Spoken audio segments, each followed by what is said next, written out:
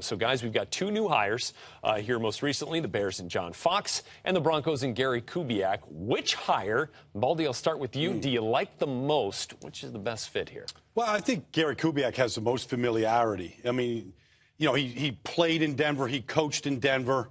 I think the opportunity to maybe coach Peyton Manning, you know, might be kind of exciting for him. Right? Probably, you know, pretty helpful. So I think the Kubiak hire seems to, I don't know, maybe be a better fit. Nothing against John Fox in Chicago. I think they needed a real take charge kind of guy after what Mark Trestman did in 2 years there. So I don't have a problem with either hire. I just think if you ask me what's the better fit right now, Gary Kubiak going back to Denver, knowing John Elway, knowing how he thinks. Remember, there was a diversion of thought between Elway and Fox in how to win championships. I think Kubiak will be more in step. How much do you, I mean, we know Gary Kubiak's offense. We've seen it, you know, in Denver and then in Houston and what he wants to do, what he's done with the Ravens. How much do you think he would be willing to adapt his offense to fit what Peyton Manning wants to do now? Because we know. Well, I think the relationship is about compensation at this point. So he's going to have to adapt a little bit. And to be honest, Peyton Manning, at this stage in his career, if he does come back, he's going to have to adapt as well. I mean, that's what it's all about. You talk about the relationship between John Elway and Fox, but now it's going to be John Elway, Kubiak, and Peyton Manning. So if you have everybody on the same page saying, hey, this is the direction we're going in. Maybe we do run the ball a little bit more. We'll still give you a little bit of freedom because he does have a tremendous resume. Yeah. He is a Hall of Famer, and he is one of the most intelligent quarterbacks in the league. I'm thinking that if Gary Kubiak had this conversation with John Elway, that the conversation involved is Peyton coming back. Yeah. Are you bringing him back? I got to believe that Gary Kubiak's not leaving Joe Flacco in Baltimore right now for this job if there's a vacancy at quarterback right now. Well, he doesn't know. I think that's Peyton's call if he's coming back. Right. I think Peyton's got to sit back and see if he physically and mentally wants to go through it, if he wants to go through these changes like that. And frankly, you know, it's an interesting dynamic I've thought of and have with some people. I don't know if I want such a high-profile job if I'm working for a dear friend of mine in case we splinter,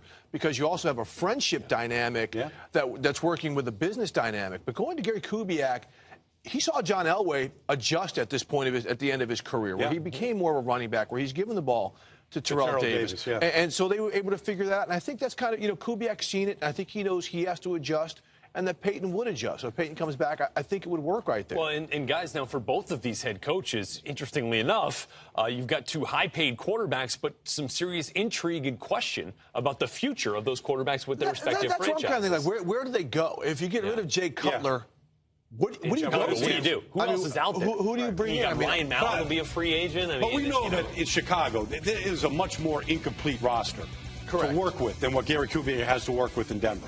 And so that really is But you take the quarterback out of the equation in Denver, and who's left there? Brock Osweiler? Has he shown you enough? You know, no, he hasn't shown us anything. We don't know.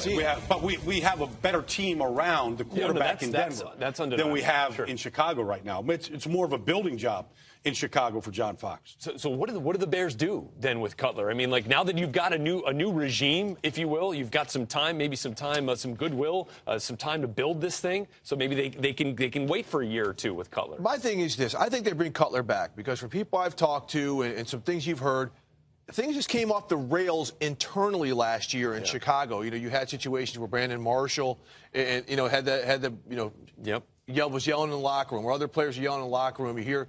I've talked to some players who basically said it got to a point, especially after the Aaron Kromer situation, where he came out and admitted that he was a leak to our own Ian Rappaport when he really cut up Jay Cutler into the media, that it was very much in disarray. John Fox can insulate that stuff. When have you ever? I've talked to John Fox on and off the record. There's no leaks, and I've talked to John Fox on or off the record, and I have not heard him say a bad word about anybody. So he is going. I think he's a guy who can neutralize or starch a lot of the wrinkles in the shirt that was in Chicago last year. Granted, they've got to build that roster, but I think he's somebody who could manage Jay Cutler and manage some of the personalities there without having to blow the whole thing up. And obviously, you want to look in and see who he's going to bring in as offensive coordinator and quarterback coach and see how that development process works. But